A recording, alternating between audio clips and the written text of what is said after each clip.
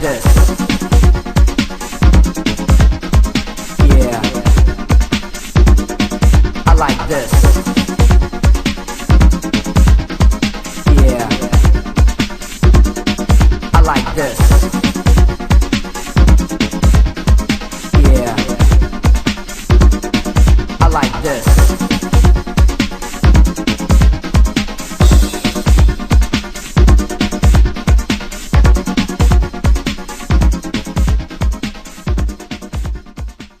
All right, so let's talk a little bit about Canelo's power, because I think his power is overrated. I think a lot of casuals want to hype up his power, but in reality, if you look at the most dangerous fighters he fought, it didn't really reflect too well, right? And you know the level of power according to the level of opposition. If your power is real power, then when the top opposition comes up, you will knock him out. If the power is really not there anymore, that means that you didn't really have the power, because as the opposition increased, right? Because they train harder, they do different workouts, or they just have more, they can resist more, then that power just goes down, right? So when the level of opposition goes up, power goes down. And that's what tends to happen. In the case of Canelo Alvarez, when he fought Floyd Mayweather Jr., and not even going to count Shane Mosley because he was out. When he fought Shane Mosley, I mean, Shane Mosley was like literally done. Now, I do give him some credit. When he fought Austin Trout, I think that was a good fight. I do give him credit for that one. But when he fought Floyd Mayweather Jr., what was the power? Because if this guy had really heavy hands, and he was more like an Arthur Beterbiev, which at elite level he's demonstrated that he can knock out opponents. He couldn't knock out Dimitri Bivol because Dimitri Bivol was fighting backwards, right? And he was not trying to exchange with him. But Canelo Alvarez fought Dimitri Bivol, and we'll talk about that in a second. But he couldn't knock out Dimitri Bivol. Even when he connected, he was trying to throw at his arms, which is an old school technique that even Christian and Billy uses now. A lot of Canadians use that technique to break down your arms so you can't really move. He did that to Callum Smith. But he couldn't knock out Floyd Mayweather Jr. Did he hit him a few times? He did. But he looked skinnier. When he fought Erislandy Lara, that was a great opportunity to check if this guy had real power. And that was one of the most dangerous fighters in his division. And one that was proven too. One that didn't duck opposition. Because that's another one. But I'll explain that in a different video. No, he could not. It was a very close fight. And he should have given Erislandy Lara a rematch. Because that's what real men do when it's a close fight. That's what Floyd Mayweather Jr. did with Jose Castillo. He gave him a rematch. Did he want to give Jose Castillo a rematch? No. Do I like Floyd Mayweather Jr.? No. Did he give him a rematch? Yes, he did. Okay? Just like Andre Ward gave a rematch to Sergey Kovalev. He didn't have to, but he did. Canelo never did that with Lara because he was afraid that he would have lost the rematch. It was too risky, but that was a great fight. So we were robbed of a second fight with Lara. When he was in that division, 154 pounds, technically, he could have fought Banis Martirosyan at that time, even though he was fighting against Erislandy Lara. But Banis Martirosyan was a tough motherfucker. Okay, during that time, 154 pounds, he was dangerous. He was a dangerous fighter. If you know anything about 154 pounds, a decade ago, Banis Martirosyan was a dangerous fighter. Okay? And in my opinion, I think Banis Martirosyan could have beat Canelo Alvarez. It would have been a good fight. At the very least, it would have been a good, highly competitive fight. Even if Canelo won by points, it would still be a competitive fight. He never took that fight. So we'll never know what would have happened. He sure as hell avoided Demetrius Andrade like there was no tomorrow in 154 pounds. Now, it's true that Demetrius Andrade left sometimes, became inactive, but he came back. He wanted that fight with Canelo Alvarez. Canelo Alvarez did not want anything with Demetrius Andrade at 154 pounds. And it doesn't really matter what you say, because in history, when we analyze the records and what happened in that division, Demetrius Andrade will appear, Canelo Alvarez will appear, and all these records that were published in the media and newspapers will show that Canelo ducked Demetrius Andrade. Whether you want it or not, he ducked him. He pussied out. So we'll never know. We will never know. But that would have been a good proof. Now, he moved up against Cotto in 160 pounds, right? And Cotto was an experienced fighter. He was in his way out, but he was an experienced fighter. I think his career was overrated, to be honest, Miguel Cotto, but that's just, that's another debate. But Canelo Alvarez fought him. In my opinion, that was one of the most boring fights I've ever seen, because people talk about, coming forward. Well, in that fight, they literally didn't even touch each other. They were like pity patting each other. It looked like a sparring session used to test, it looked like shadow sparring. And Canelo never hurt Cotto. So that was another key fight with another proven fighter where he couldn't knock him out. Now, he fought Triple G. Now, Triple G, in my opinion, he was also highly overrated. Like I said, if you put Triple G back in the 90s, he would have been average. Especially with the middleweights roaming that division. He would have been average. In fact, he wouldn't have fought many of these middleweights. He wouldn't have fought the Gerald McQuillans, and hell no. He would have never taken those fights. Reggie Johnson, he would have never taken those fights. He would have never taken them. He was a pussy. Triple G was a pussy. But Triple G came hyped up as this commercial super fighter, from Uzbekistan or wherever the fuck that is. And he fought against Canelo Alvarez. Now, to Canelo's credit, he kind of exposed Triple G in those fights, because Triple G could not knock out or KO Canelo Alvarez. So Triple G's power was also overrated, because he couldn't do that with Daniel Jacobs either. And he should have given Daniel Jacobs a rematch, just like he should have given Derevchenko a rematch as well. And he couldn't knock out, when the level of opposition went up, he couldn't do it. So Canelo fought Triple G 2 times. He was scouted with steroids. And he cheated. That's just what it is. He's a cheater. But in the first fight, he was fighting backwards. He was running right. Nobody wants to talk about that fight, right? Canelo fans. Just wannabe Mexicans who are from America. That's what they are. But he couldn't put him down. He couldn't knock him out. But I'm talking strictly about Canelo Alvarez. Canelo Alvarez didn't have the power, even in the second fight, to knock out Triple G. So technically, there goes 4 fighters, 4 key fights, and he couldn't knock him out. Now, of course, against the Kirklands and all these, British fighters, those are garbage most of the time. They're pretty easy. When American fighters pick, like Gervonta Davis or Floyd, picked a British fighter, just like Canelo, you already know it's going to be easy. They're just made out of they're little made out of cardbox. Like, they bruise easy, they break easy. So it's a weight of duck. You fight a so-called tough British fighter, but at the end of the day, they break easy. I don't know what's the genetics or what they eat, but they just break easy. That's not going to really count for Canelo and his real power, if he has real power. So he couldn't knock out Triple G. He ducks Demetrius Andrade in a unification bout that would have made it undisputed. If he, after fighting Triple G, he would have become an undisputed champion.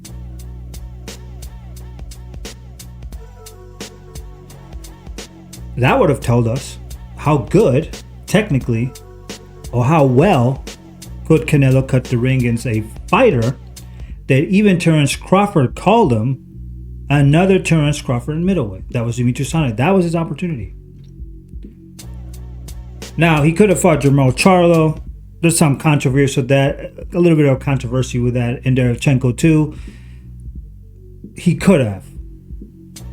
But the Demetrius Andrade one was the one he clearly ducked. I'm not going to say he ducked the other two. But the truth is that the power was not there. And he really didn't show his power in middleweight. Now, did he show good head movement? Yeah. Now, he did fight Daniel Jacobs. He did fight Daniel Jacobs. Did he knock out Daniel Jacobs? Did he destroy Daniel Jacobs? No, he didn't. He showed good defense, but he couldn't knock him out. So there goes another fighter who was somewhat good, because Daniel Jacobs is not no Hall of Famer. He was okay. I mean, he did beat Peter Quillin. He lost against the Russian guy who was coming up. What was his name? You know what I'm talking about. I have it in my head. Dmitry Pirog, which I think he looked better, to be honest, than Canelo Triple G. But Daniel Jacobs, I mean, he was okay. But he couldn't knock him out. Definitely more tested Daniel Jacobs than James Kirkland. Or Perangulo. Fuck that is. But he couldn't knock him out. He moves up, and then he fights Sergey Kovalev. Now, the problem with Sergey Kovalev in that fight was that I want you to watch, because I made a video in Spanish exposing this. I want you to watch the first fight between Andre Ward and Sergey Kovalev. If you watch that fight, Sergey Kovalev was definitely aggressive and definitely throwing that second hand. Literally, that second hand is what made Sergey Kovalev a very dangerous fighter. When you saw fight Jean Pascal and other fighters at that time, that's what made him dangerous. When he fought Canelo Alvarez, he's just literally throwing the jab without throwing that second hand that made him lethal with that power. And that was something really odd. And then when the fight finished, Kovalev was kind of hinting that the fight was pretty much, paid off. I'm just saying, very strange, right? That you can't knock out all these fighters, but then certainly in a very weird fight where Sergey Kovalev is not throwing the second hand, Canelo goes and knocks him out. Interesting. I don't buy it. I think he sold his soul for money. I'm just telling you, look at the fight. If you look at the fight, Sergey Kovalev, he has so many chances to throw that second hand. They never threw it. It was like he was probing Canelo, but never throwing that second hand to open that can. And it looked intentional. It was literally ridiculous. I was like, God damn, throw that second hand. Throw that second hand. Didn't do it. Very strange fight. And even the Mexican fans admit, not the ones from America, those are just gringos, wannabe Mexicans, but I'm talking about the ones that are from Mexico. They'll tell you that Sergey Kovalev fight was a fraud. So there you go. So then he fights the Billy Joe Saunders and all these British fighters. Billy Joe, Billy Ho, he was scared of Triple G at one point, and then he said he wanted to fight Triple G for Undisputed. Obviously, Triple G wanted Canelo Alvarez because he was already ducking Andre Ward. This guy, I think he beat George Groves, and I think that's who he beat. I think Chris Eubank Jr. maybe. There was some other British. These British fighters are frauds to me, but he beat some other British fighter. Known in England, whatever. And that was about it at that time. But Billy Joe Saunders ducked Demetrius Andrade, moved up because he didn't want to give him a rematch until he was caught cheating, to defend his WBO title. So he moved up and he got a title in the WBO. But he was never fighting the David Benavidez or the Caleb Plants. He was really never fighting these fights. He was just like Callum Smith, just waiting to fight more British fighters. Once again, low caliber British fighter, or just waiting for the payday with Canelo Alvarez.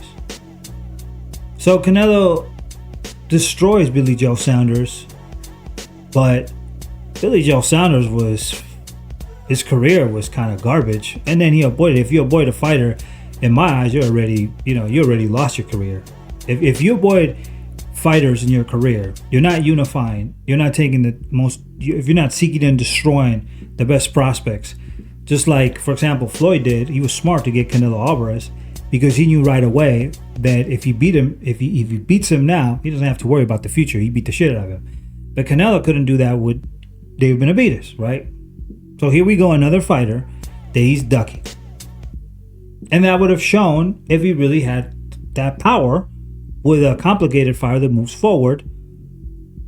But just like Demetrius Andrade, once again, ducking crucial fights as well, which is something that you see with fraudsters in boxing. Boxers who are pussies and they know they can't be. What do? They duck and they say he's not worth money. My wallet is bigger than yours. And by the way, I got all my escort fans. They're going to suck me off after this interview, and you got to lock the door. That's it. Okay? Yeah. Okay. Good to swallow. Get out of my fucking house. The fuck out of my room. Okay? I'll see you tomorrow, bitch. That's how Canelo treats really his fans who support him, because he's really abusing boxing at this point. It has nothing to do with his nationality. It's just the fact that he's abusing boxing. Okay? To make money. So if you're a legacy guy like me, you can't like a guy like that. And you can't support anybody that ducks. I mean, that's some pussy shit. Whether it's in Earth or in Mars, it's still a pussy shit. Anyway. So, Canelo ducks David Benavidez. So here comes another fighter who holds the WBA. And that was Dave Morrell Jr. Canelo had a good chance to give his fans a really good fight against a Cuban dangerous fighter that technically was at the same level as David Benavidez, except that the media commercial channels, especially Latino ones, the wannabe Mexican ones, they were basically not talking about Dave Morrell Jr. because they didn't want to reflect or expose that Canelo Alvarez was ducking the Cuban, because now you have to not just worry about Dave Benavidez, now you have to worry about ducking Dave Morrell Jr. And in fact, it's sad that Dave Morrell Jr. and Dave Benavidez didn't fight 168 pounds in a world title unification, because there was a quack. There was basically, a white hype job created by the media who was Latino, who was basically just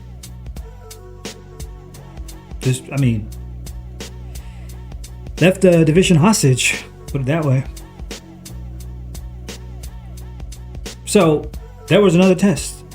Canelo knocks out David Benavidez, or he hurts David Benavidez, he hurts Dave Morrell Jr., he hurts Demetrius Andrade. That's it. But no, the show continues.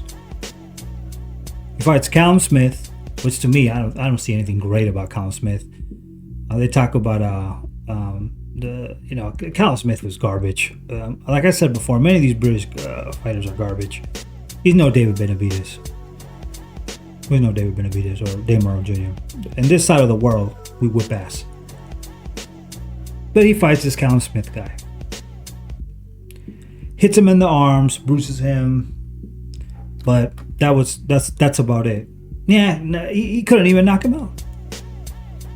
But I think he was average. I didn't see any difference between him and Billy Joe Saunders. I think they were both average. Mediocre. So now he does fight Caleb Plant. And I do give him some credit for Caleb Plant, even though Caleb Plant was never my favorite, because Caleb Plant could have fought David Benavidez and unified against them. And I felt like fighting the Mike Lees and the Fritzy Butts, or what a fucking name, and all those type of fighters. Really, he did beat Uzcategui and Durrell, which I gave him some credit for Durrell, but Durrell was literally in his last days. But he was a little better than Billy Joe Saunders. I think he was a little better than Billy Joe Saunders and Callum Smith. But I'll give him that fight. So he actually beats him. Then suddenly, after these fights,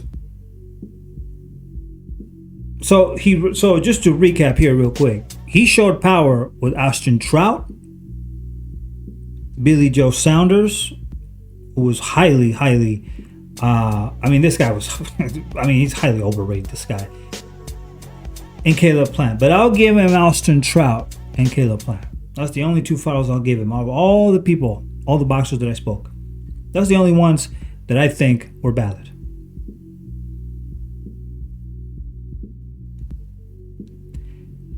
Then he starts. He calls Dimitri Bivol, which I actually gave him some credit for that fight because I think Dimitri Bivol is a decent fighter. I think he was a pussy. He didn't want to fight against Arthur Beterbiev or Alexander Gozbek during that time. I think he was avoiding them. Alexander Gozbek did have a pair, and he actually fought against Arthur Beterbiev at that time. They unified both titles when Arthur Beterbiev was very dangerous and Gozbek was too, and that was a crazy ass fight. That was a crazy fight. But Bivol never really wanted to fight any of the two when they were champions. He waited a lot to fight Beterbiev. But Bivol did, he did beat good. He did beat good fighters or decent fighters and light heavyweight. So Canelo fights him. He brings him to Mexico. They don't even give the guy, the Russian, him. They literally wanted to rob this man. Dimitri Bivol, who has no power, overwhelms with his swarmer style Canelo Alvarez. And Canelo Alvarez, I think he thought in his head that he was a much better boxer, but I think this was a cherry that went wrong, and he fucked up. Nobody asked Canelo Alvarez to bring Bivol down. Only idiots did. We all wanted Dave Benavidez. We who are orthodox, not the casuals. The casuals, they want him to fight Mike Tyson. I don't give a shit about that. Fight in your division, pussy. That's what you need to do. Take the fighters in your division. Okay? I'm not asking you to go up, or I'm not asking you to go down, or just fight the ones in your division. And don't give rehydration clauses, which is another reason why I think his power is super overrated. Especially when he fought Daniel Jacobs, rehydration clause. You rehydration for Rocky Fielding. Are you insane? Are you nuts? What a fact. You're moving up to his weight class, you pussy. I don't understand. No, it's okay. He's moving up. He's much bigger. Well, he is much bigger, you retard. He's going to his weight class. Some fucking people are stupid, man. Oh, God. I don't know, man. It's too much emotions, not too much logic nowadays. Anyway. He's a weight bully. So why is he in his weight class, you retard? Why is he in his weight class? I don't know. I don't get it. It's just stupid, man. Like blaming that, Devin Haney was a much bigger fighter than Lomachenko. Well, what the fuck is doing Lomachenko in his weight class, you retard? Move down, motherfucker. Don't be complaining about being somebody's weight class if he's bigger and then complaining about his weight. That is some retarded shit. But anyway, like I said, it's dumb. Anyway. So, finally, he starts to move up. He starts to do some crazy shit. So he can't knock out Dimitri Bivol, so that's another one against him. Power not there. Whether he's bigger or not, it didn't really make a difference because he couldn't knock out Elizondo Lara either and Triple G either. So it's the same shit. I'm talking about power here. Couldn't do it. Different weight classes. Then he fights Triple G. And Triple G, what a fraud he was. So he moves up against Canelo Alvarez. He didn't want to move up against Andre Ward, but hey, no problem. Let's move up. Kell Brook 2 weight classes. Okay. You see, these fighters, bro, they just stick they just play with the retards, you know. I'm gonna do that, and you're gonna applaud. Okay. Okay, you do whatever you do, master. Okay, senor. Anyway, so he moves Triple G up. He gotta knock him out.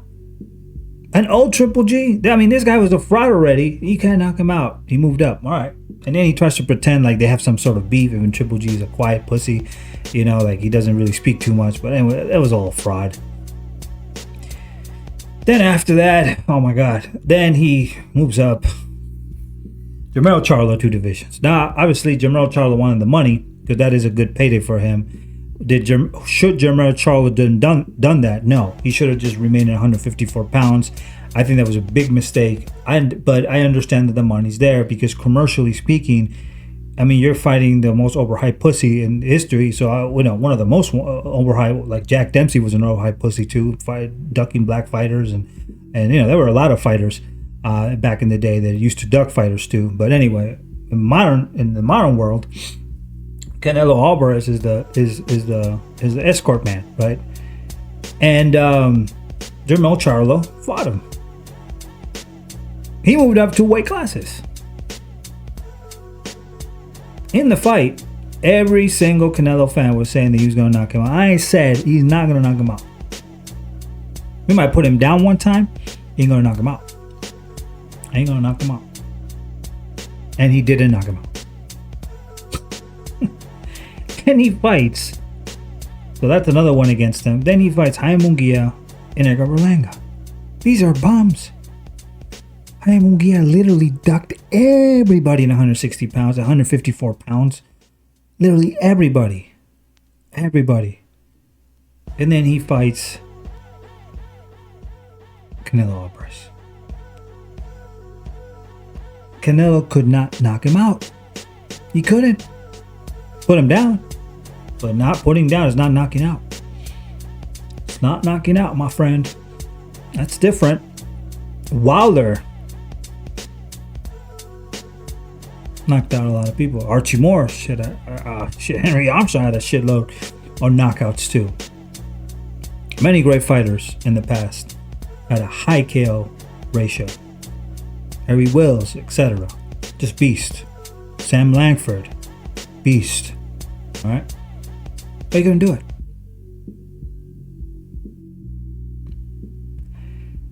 So Edgar Berlanga, he can't knock him out either, and he survives that fight. You're supposed to knock the shit out of Edgar Berlanga, dude. You're already ducking like David Benavidez and Dave Morrow Jr., which Jaime Munguia and Edgar Berlanga are fucking terrified of, and you can't knock him out.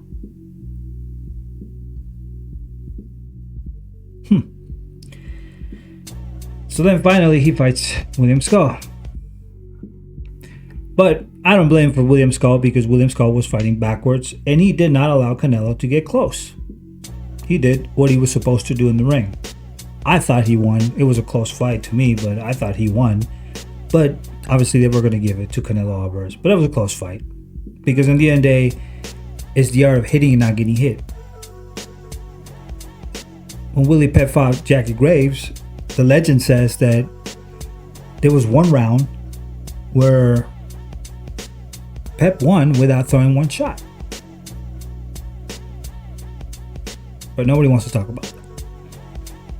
No, go to the past, he was a good fighter, but let's not focus on him. He was white. Let's focus on Chris, what's his name?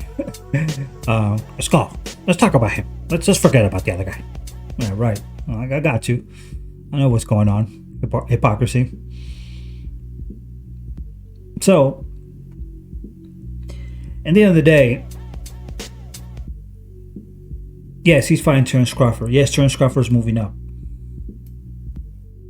But if you analyze the most key fights that he had, the only ones that really stand up for me are Caleb Plant and Austin Truck. Other than that, when the level went up and they were not British, because British break easy. I don't know. British have like a thing with the eye. Like if you see a British guy, just smack him in the eye, bro. They're literally gonna go to the hospital. A little smack, they'll break their eye socket. It's easy. I don't know. Like I said, they're made out of toilet paper or shit, you know. But anyway, outside of those fights, Caleb Plant and Austin Trout, because I'm not gonna put there Amir Khan. I mean, the dude moved up 2 weight classes to fight this guy, and he already had a bad chin. But Amir Khan had a pair of balls. See, that's why I give Amir Khan a lot of credit. He fought everybody he could, even Crawford, even Kell Brook. Kell Brook was kind of a duck at first, but then he kind of stepped up. So when people are telling me that Canelo is going to destroy Terence Crawford, you are sipping your own shit. Because in the end of the day, he's not that power puncher. Even if he's a good fighter, and he does have some good skills. I'm not saying he doesn't have bad skills, even though he's slow as fuck right now, and I think he's definitely been on steroids before, because you have to explain why his power just suddenly disappeared against Jaime Mujia and Edgar Berlanga, which are garbage.